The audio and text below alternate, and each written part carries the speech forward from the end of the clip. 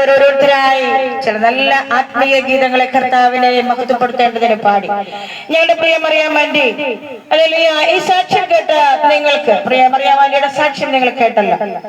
ഇങ്ങനെയും ഒരു സാക്ഷ്യമോ എന്ന് ചിന്തിച്ചിട്ടുണ്ടെങ്കിൽ പ്രിയമുള്ളവരെ, പ്രിയപ്പെട്ടവരുടെ സാക്ഷ്യത്തിൽ നിന്ന് ചില കാര്യങ്ങളെ സൂചിപ്പിച്ചിട്ട് ഞങ്ങൾ നിങ്ങളോട് ചില കാര്യങ്ങൾ കൂടെ ചേർത്ത് പറഞ്ഞു ഞങ്ങൾക്ക് ഈ സ്ഥലത്ത് ഇന്ന് ചെയ്യുവാനുള്ളതായ ഈ കാര്യം അവസാനിപ്പിക്കാൻ, ഈ സുവിശേഷ സന്ദേശത്തിന്റെ കാര്യപരിപാടികൾ അവസാനിപ്പിക്കാൻ ഞങ്ങൾ ആഗ്രഹിക്കണം. നിങ്ങൾ ശ്രദ്ധിച്ചുവോ താൻ പറഞ്ഞത്?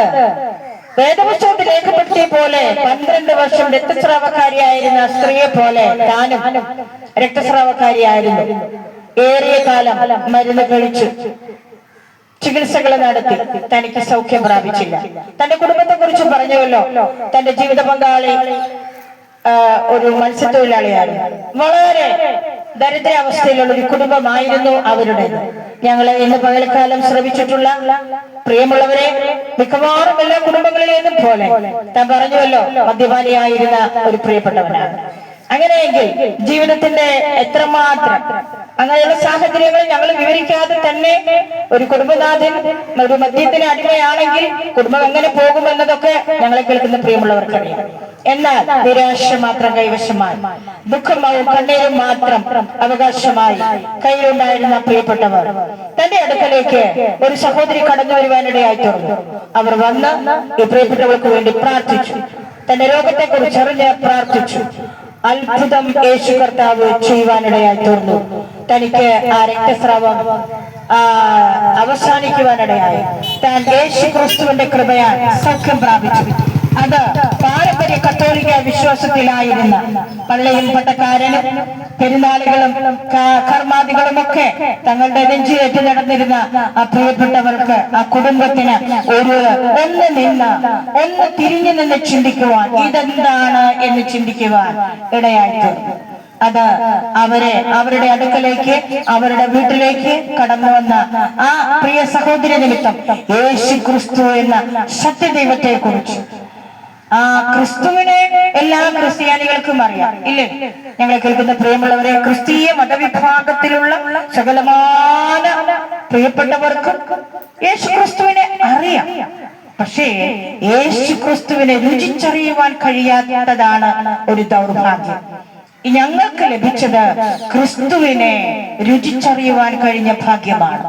ആ ഭാഗ്യമാണ് ഇന്ന് ഈ സ്ഥലത്ത് ഞങ്ങളുടെ ജീവിതത്തിൽ യേശു ക്രിസ്തു മുഖാന്തരമുണ്ടായ നന്മയെയും രക്ഷയെയും നിങ്ങളുടെ മുമ്പിൽ സാക്ഷിക്കുവാൻ, നിങ്ങളെ ഈ ക്രിസ്തുവിലേക്ക് ആദായപ്പെടുത്തുവാൻ പരിശുദ്ധാത്മാവ് ഞങ്ങൾക്ക് നൽകി തന്ന ആ ആവേശത്തോടെ ഞങ്ങളെ ഇവിടെ നിർത്തുവാനിടയാക്കിയത്. നോക്കൂ, തനിക്ക് ഹല്ലേലൂയ അവസാനിക്കാതിരുന്ന തന്റെ ശരീരത്തെ ദണ്ഡിപ്പിച്ചുകൊണ്ടിരുന്ന രോഗം യേശു ക്രിസ്തുവിന്റെ നാമത്തിൽ ഒരൊറ്റ പ്രാർത്ഥനയാൽ തന്നെ വിട്ടുമാറി. തന്റെ കുടുംബത്തിന്റെ സ്ഥിതിക്ക് പടിപടിയായി നിങ്ങൾ ഒരു കാര്യം ശ്രദ്ധിച്ചായിരിക്കാം, താൻ ഇങ്ങനെ തന്റെ ജീവിത പങ്കാളിക്ക് വേണ്ടി പ്രാർത്ഥിച്ചു എന്നാണ്.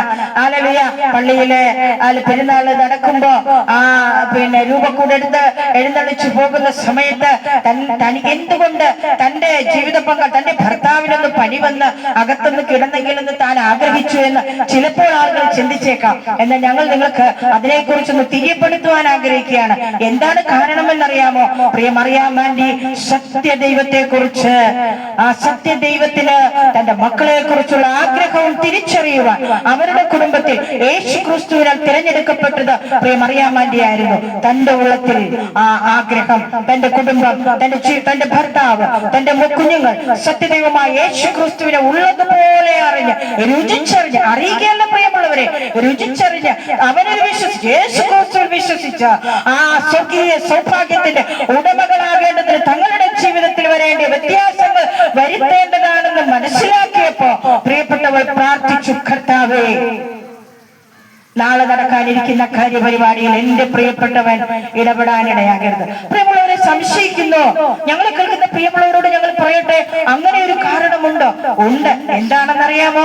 നിങ്ങളുടെ വീടുകളിൽ, നിങ്ങളെ രാത്രികളിൽ കുടുംബ പ്രാർത്ഥനയ്ക്ക് മിക്കവാറും ക്രിസ്തീയ കുടുംബങ്ങളിൽ, ഇത് ഞാൻ നിങ്ങളോട് സംസാരിക്കുമ്പോൾ ഞാനും ഒരു പാരമ്പര്യ കത്തോലിക്ക കുടുംബത്തിലെ ചാപ്പലൊക്കെ, എന്റെ അപ്പായ്ക്ക് ചാപ്പലൊക്കെ സ്വന്തമായിട്ടിരുന്ന ഉണ്ടായിരുന്ന ഒരിടത്ത് നിന്ന് എന്റെ പിതാവ് കർത്താവ് യേശു ക്രിസ്തുവിനെ അറിഞ്ഞത് നിമിത്തമായി ഹല്ലേലൂയ സത്യവേദ പുസ്തകത്തില് തെറ്റുകളെ രേഖപ്പെടുത്തി നാം ചെയ്യരുതെന്ന് എന്ന് രേഖപ്പെടുത്തിയിട്ടുള്ള ദൈവവചനത്തെ കണ്ടെത്തി ഭക്ഷിച്ച് അറിഞ്ഞപ്പോ ഹല്ലേലൂയ താൻ ആയിരുന്ന തന്റെ പാരമ്പര്യങ്ങളെ വിട്ടിറങ്ങുവാൻ ഇടയായിത്തീരുന്ന ഒരു പിതാവിന്റെ മകളാണ് ഞാൻ. അപ്പോ അതുകൊണ്ട് ഈ ധൈര്യത്തോടെ പറഞ്ഞു. അവിടെ നിങ്ങൾക്കറിയാമോ, നിയമാവർത്തനത്തിന്റെ പുസ്തകം 4-ാം അധ്യായം അതിന്റെ 16 മുതലുള്ള വാക്യങ്ങൾ നാം വായിച്ചു വരുമ്പോ അവിടെ ഒരു കാര്യം രേഖപ്പെടുത്തിയിട്ടുണ്ട്.